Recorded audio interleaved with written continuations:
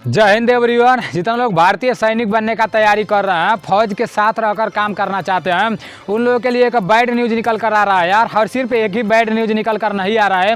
जब से कोरोना काल समाप्त हुआ तब से खाली बैड न्यूज़ देखने को मिल रहा है।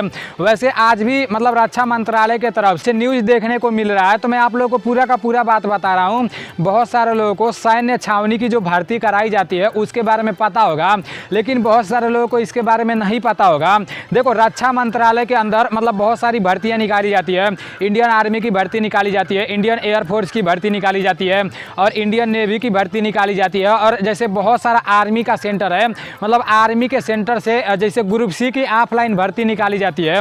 वो जो ग्रुप सी की ऑफलाइन भर्ती होती है उसके बारे में सभी लोगों को नहीं पता रहता है। मतलब उसमें ऑनलाइन नहीं कराना रहता है, ऑफलाइन फार्म भरना रहता है और परसेंटेज पर उसका एडमिट कार्ड आता है और उसमें ज़्यादा भीड़ भाड़ नहीं लगता है। मतलब बहुत कम ही लोगों को उन सब भर्तियों के बारे में पता लगता है। वो लोग ऑफलाइन फार्म भरते हैं और फिर वो लोग भर्ती देखने जाते हैं। उसमें सिर्फ वर्दी नहीं मिलता है, लेकिन नाम तो इंडियन आर्मी का ही रहता है, मतलब भारतीय सेना का ही रहता है।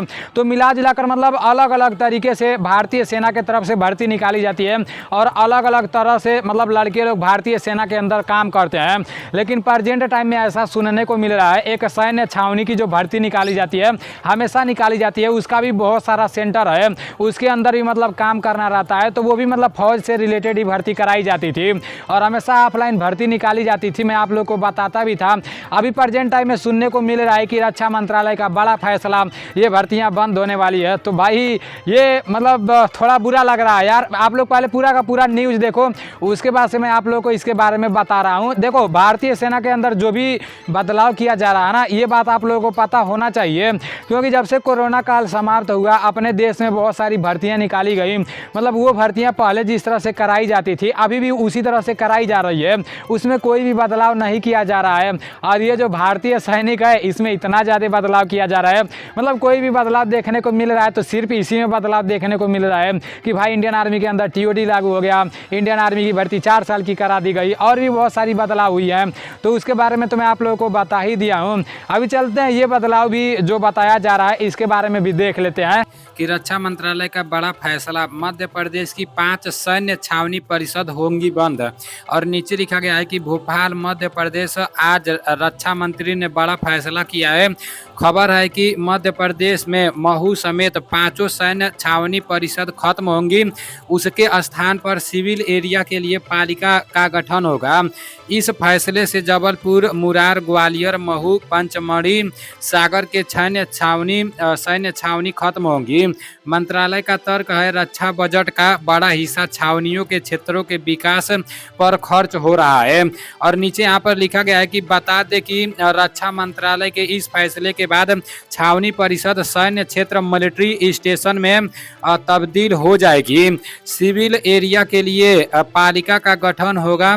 एमओडी ने सबसे पहले हिमाचल के कांगड़ा जिले में स्थित योल छावनी परिषद का अस्तित्व समाप्त करने का आदेश जारी किया है।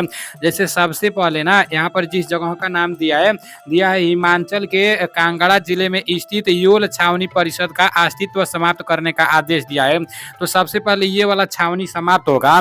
और नीचे लिखा गया है कि रक्षा मंत्रालय के मुताबिक सिविल एरिया के लिए पालिका का गठन होगा। सबसे पहले हिमाचल के कांगड़ा जिले में स्थित योल छावनी परिषद का अस्तित्व खत्म करने का आदेश एओडी द्वारा जारी किया गया है। जोधपुर स्थित रक्षा संपदा विभाग के सूत्रों के मुताबिक आने वाले दिनों में नसीराबाद छावनी परिषद को भंग करने का आदेश जारी होगा। अभी आप लोग देख रहे हो, आने वाले समय में देखते हैं क्या क्या होता है।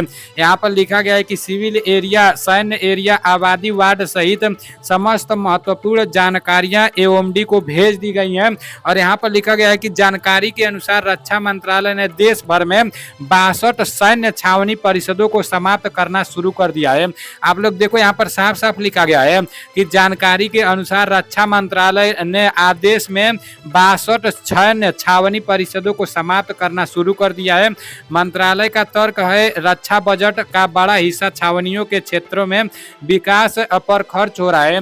मुझे बस यही बात नहीं समझ आता है यार, बार बार यहाँ पर मतलब जब न्यूज देखने को मिलता है तो लिखा रहता है कि मंत्रालय का तर्क है या अपने प्रधानमंत्री जी का तर्क है या मतलब देश के जितने भी बड़े बड़े नेता लोग हैं, बोला जाता है कि रक्षा बजट का बड़ा हिस्सा छावनियों के क्षेत्र के विकास में खर्च हो रहा है या सैनिकों के ऊपर खर्च हो रहा है। तो ये हमें बहुत बुरा लगता है मेरे भाई, क्योंकि अपने देश के असली हीरो तो हमारे सैनिक ही हैं और उन्हीं लोगों के ऊपर ये लोग बोले हैं कि ज्यादा पैसा खर्च हो रहा है। और सबसे ज्यादा पैसा तो मतलब नेता लोगों पर खर्च होता है, फालतू में इतना इतना गाड़ी लेकर चौराहे पर मतलब फालतू में पेट्रोल फूकते हैं और भी बहुत सारा खर्चा होता है, तो उस पर वो लोग नहीं देख रहे हैं।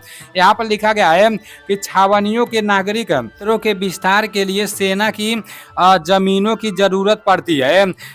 इस फैसले से मध्य प्रदेश के जबलपुर, मुरार, ग्वालियर, महू, पंचमढ़ी, सागर की सैन्य छावनी परिषद खत्म होंगी।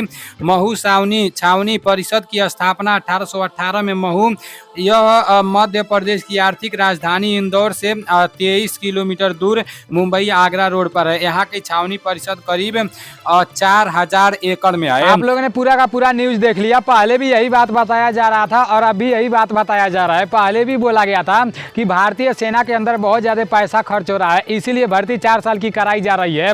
और अब भी यही बोला जा रहा है कि ये जो सैन्य छावनी की भर्ती कराई जाती थी इसमें भी बहुत ज़्यादा पैसा खर्च हो रहा था, तो इसलिए ये सब भर्तियाँ बंद होने वाली है। अभी धीरे धीरे ये जो ऑफलाइन की भर्ती कराई जाती है ना, हमें लगता है ये भर्ती भी बंद करा दी जाएगी। अब पता नहीं मतलब भारतीय सेना कहाँ जा रहा है। आप लोग कमेंट करके बताना ये सही हुआ है या ख़राब हुआ है। अब भाई अब जो कुछ भी न्यूज़ निकलता है मैं आप लोगों को बता देता हूँ। अब डिसाइड तो आप ही लोगों को करना है कि सरकार किसको बनाना है किसको नहीं बनाना है। बाकी फौज वाले भाइयों का ज़िंदगी तो झंड हो ही गया है, दूसरे का तो नहीं पता है। लेकिन देखो ये भर्ती जो निकाली जाती है ना, जैसे जो लोग आर्मी से ओवर एज हो जाते थे उसमें 17.5 से लेकर 21 साल तक मांगता था, तो वो लोग इसमें फार्म भरते थे। जिन लोगों को इस भर्ती के बारे में पता रहता था, क्योंकि इसमें एज भी ज़्यादा लगता है और इसमें हाइट वेट ज़्यादा नहीं मांगता है। ये सिविल की भर्ती होती है, सिर्फ वर्दी नहीं मिलती है लेकिन फौज के साथ रहकर काम करना रहता है। तो मतलब मिला जुलाकर उन्हीं लोगों से रिलेटेड काम करना रहता है, तो काफ़ी अच्छा भी लगता है। और कोई गाँव में पूछ देता है भाई काम क्या करते हो, तो भाई फौज में रहते हैं, तो एक ब्रांड भी बना रहता है। लेकिन जब ये सब भर्तियाँ समाप्त होते हुए दिखाई दे रही हैं ना, तो थोड़ा भाई मतलब अटपटा लग रहा है, बेकार लग रहा है। क्योंकि मतलब देश में और भी बहुत सारी भर्तियाँ कराई जा रही हैं, उसमें कोई बदलाव ही नहीं किया जा रहा है। तो धीरे धीरे जो हम लोगों का मतलब चांस था वो सारा का सारा चांस समाप्त हो रहा है। चलो ठीक है, मिलते हैं अगले वीडियो में।